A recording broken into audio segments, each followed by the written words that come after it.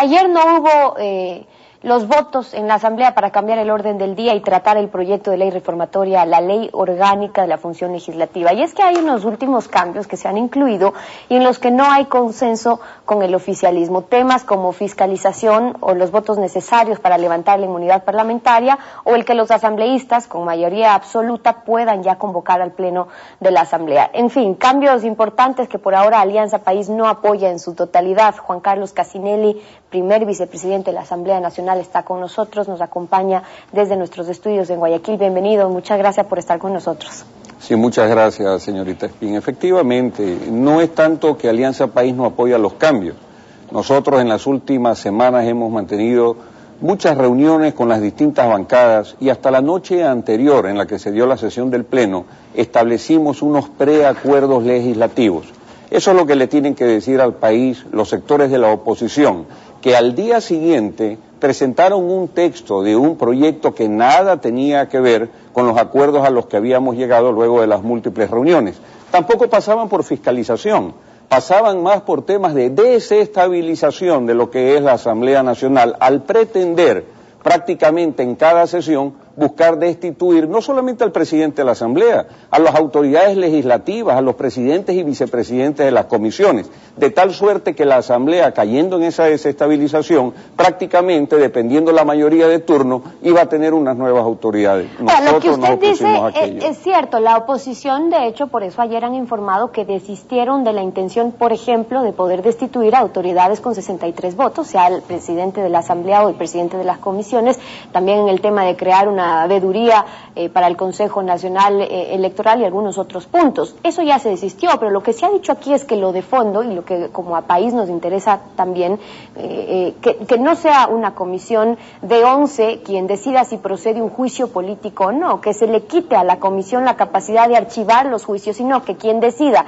por la recomendación o el archivo de un juicio político sea el Pleno de la Asamblea. ¿No cree usted que hay un saldo en temas de fiscalización que requiere esos cambios? Sí, solo para aclarar, nosotros en ese tema ya entendimos que la oposición, teniendo una pretendida mayoría, evidentemente podía hacer unos cambios en ese sentido y ahí nos sometemos a la mayoría de lo que apruebe el Pleno en su momento, pero ellos quisieron incrementar algo adicional dentro del texto, y es que se pueda llamar a juicio permanente a todos los miembros de la función judicial, a los alcaldes, a los consejeros, a los presidentes de las juntas parroquiales. Es decir, a pesar de que el artículo 225 de la Constitución es claro en cuanto a las prerrogativas de la Asamblea, ellos quisieron hacer un alcance para que tenga una idea la ciudadanía, para que todas las semanas no es que esté un ministro, como pretenden, dentro del Pleno de la Asamblea Nacional, sino que cualquier asambleísta empiece a manosear y a llamar a los jueces, a los alcaldes, a los miembros de los consejos.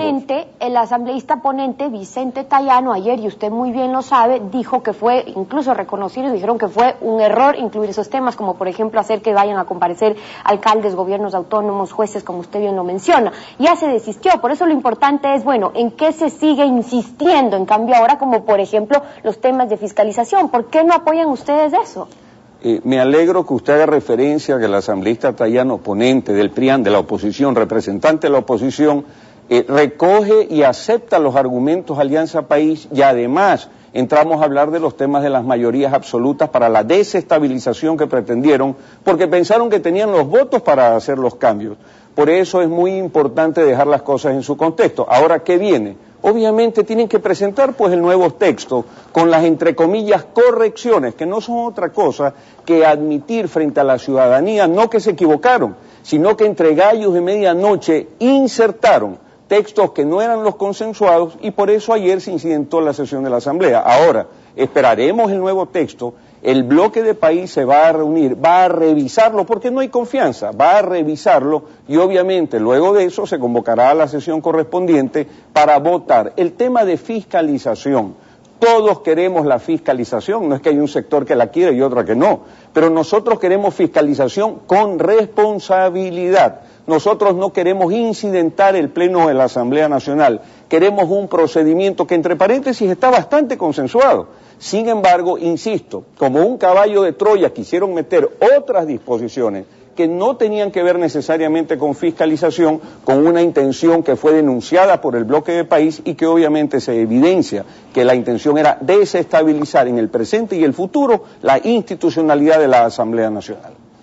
¿Por qué dice usted que lo que se buscaría es incidentar la Asamblea en el caso de que se lleguen a cambiar estos temas en cuanto a fiscalización? Es decir, y poniendo en términos prácticos, y si me contesta concretamente, por favor, que no sea una comisión de 11 asambleístas que puedan decidir el archivo o si procede o no un juicio político, sino el Pleno de la Asamblea. ¿Usted está de acuerdo con eso? Yo estoy de acuerdo en que haya una discusión en la comisión en cuanto a sustanciación. En lo que no estoy de acuerdo es que la decisión, luego de que se sustancie, pase al Pleno de la Asamblea Nacional. ¿Por qué? ¿Por qué no? Porque vamos a tener la recurrencia de una serie de personalidades que van a ir a la Asamblea, porque hay otro sector, sobre todo de oposición y posiblemente de nosotros, que hemos sido los principales fiscalizadores en el Pleno, que va a querer hacer un circo político del Pleno de la Asamblea. Y nosotros no queremos reeditar esa vieja práctica. Pero por favor, señorita Espín, yo estoy haciendo la puntualización que lo que se resuelva en la votación del Pleno en cuanto a fiscalización, que se resuelva.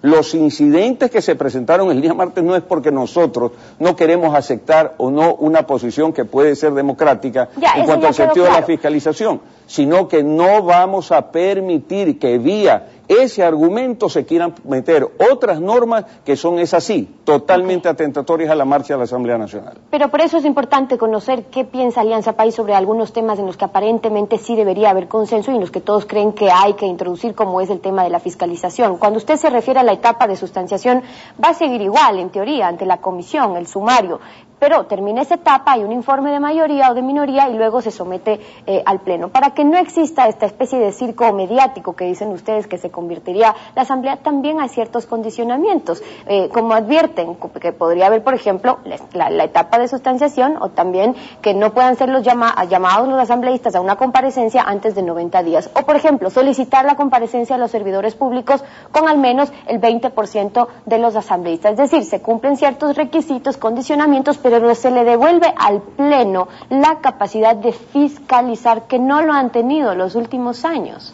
Yo creo lo que se pretende de todos los sectores es fortalecer el proceso de fiscalización. Y el proceso de fiscalización debe partir fortaleciendo la actitud y la actividad que tiene que desarrollar la Comisión de Fiscalización. En ese sentido, coincidimos en reformar aspectos de la ley orgánica que tengan que ver con situaciones como los limbos jurídicos, donde no había una votación dirimente. Eso se resuelve y es consensuado con todas las bancadas. La posibilidad de llamar a un ministro para que comparezca a una autoridad con un porcentaje de asambleístas que así lo firman, también lo hemos consensuado y lo hemos discutido. Es decir, hay temas donde hay consenso en materia de fiscalización. Pero lo que no quieren es que el Pleno decida. Donde sí, a ver, pero decida qué, pues. Decida si procede se lleva, o no un juicio político, exactamente, si se archiva o no. Si hay una comisión de fiscalización que sustancia todo un proceso, y así es como está actualmente en la ley, con la finalidad de ver dentro de las pruebas si es que existe o no los argumentos para llevar a juicio político, ¿por qué luego debe trasladarse eso al Pleno para una decisión? Porque así no dejan que esa decisión se reduzca en 11 asambleístas, sino en todos ustedes. Es cuestión de criterio. Yo considero dos cosas. Primero, que no hay que olvidar que la fiscalización no solamente tiene que ver con el tema político, sino también con el tema legal. De los más de 4.000 casos de fiscalización que se han presentado, escúcheme bien porque ya la solicitud de información es el conocimiento de una fiscalización. De esos más de 4.000 casos, ¿cuántos han ido a la justicia ordinaria para ser denunciados? Lo que se busca permanentemente, no en todos los casos, pero sí permanentemente, es, insisto, llevar temas al Pleno para incidentarlos. Los dos únicos casos de fiscalización que sí hemos visto en el Pleno, que fueron propiciados por Alianza País, como el que mencionaba el asambleísta Rodríguez, que qué fácil argumenta en contra cuando antes tenía una posición sumamente firme junto a País. Los casos como el del Consejo de la Judicatura, ahí lo argumentamos todos, ahí hicieron el show político que quisieron, pero el rato de votar, votaron en contra y no permitieron la destitución de esos funcionarios que tenían responsabilidad. Por eso hay ciertos procesos que se pueden llevar a cabo precisamente para que sí se lleve la fiscalización y en eso están en debate. Ahorita conocemos la posición de Alianza País y habrá que ver qué resuelven. Un artículo más que se incluye dice que la Asamblea podría reunirse en cualquier parte del territorio nacional por decisión del presidente de la Asamblea, pero también por solicitud de la mayoría absoluta de los asambleístas. ¿Usted está de acuerdo con eso? No, yo no estoy de acuerdo. Yo no estoy de acuerdo cuando se habla de mayoría absoluta primero. Mayoría absoluta son 63 votos de una asamblea donde hoy puede ser que nosotros tengamos la mayoría, pero hay que legislar para el presente y para el futuro. Entonces, si me hablan de 2/3 partes, me parece totalmente razonable en un momento dado, independientemente de quién tenga la mayoría. Y por otra parte, esto de en cualquier sitio de la República está previsto en nuestra ley orgánica de la función legislativa, pero esa autoconvocatoria con 63 votos en cualquier parte de la República deja entrever algún tipo de suspicacia que si lo une a las otras reformas que pretenden y pretendieron introducir y que hoy dicen que fueron error, uno se da cuenta evidentemente de que lo que se buscaba, insisto, era tomar por asalto la Asamblea Nacional para desestabilizarla. ¿No le parece más bien que al oficialismo lo que le preocupa, siendo la mayor fuerza política en la Asamblea, es que esto abriría la posibilidad para que se traten temas de coyuntura que, por ejemplo, se presentan, pero que si políticamente no les conviene a ustedes como oficialismo, no se tratan en la Asamblea, simplemente no lo tratan? El 30 de septiembre es un ejemplo. La presidenta encargada le pareció que no había que convocar al Pleno y no se lo convocó. Con esto, por ejemplo, se permitiría que con mayoría absoluta, por decisión de los asambleístas, sí se pueda convocar al Pleno, que se reúnan. El tema no pasa por la convocatoria, señorita Espín. Para que vea usted que tanto estamos de acuerdo y que hay temas que se tienen que tratar en la Asamblea y que a veces no pasan, que nosotros en el consenso de la discusión aceptamos que con mayoría simple, es decir, la mitad más uno de los presentes, se pueda permitir los cambios del orden del día que hoy se dan con mayoría absoluta únicamente y que muchas veces impiden que se traten determinados temas. Y sobre el 30 de septiembre, nosotros propusimos tratar el 30 de septiembre luego en la Asamblea Nacional, unos meses después, un año después, y no pasó el tratamiento del tema porque obviamente se necesitaba esa mayoría absoluta. Por eso es importante ser responsables, unos y otros, la oposición y nosotros, cuando tratamos esta ley orgánica de la función legislativa, porque no es para nosotros, no es a la medida, es una ley que tiene que ser de presente y de futuro sustentable a largo plazo. Cierro con esto, asambleísta. Ahora a pedido del presidente de la Asamblea se ha incluido que la escolta legislativa esté integrado ya no solo por miembros de la policía, sino también por las Fuerzas Armadas, y que el comandante de la escolta sea un oficial de las Fuerzas Armadas en grado de coronel. ¿Eso podría evidenciar la desconfianza que todavía hay en la policía, que el tema con ellos no está resuelto?